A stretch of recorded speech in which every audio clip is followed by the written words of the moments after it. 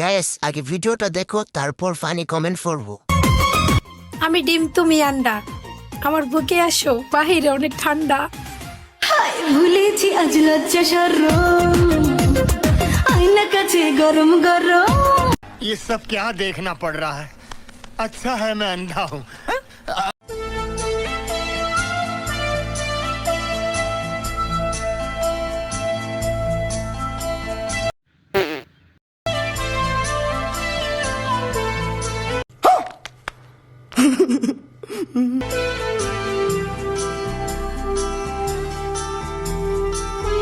तो चलिए शुरू करते हैं।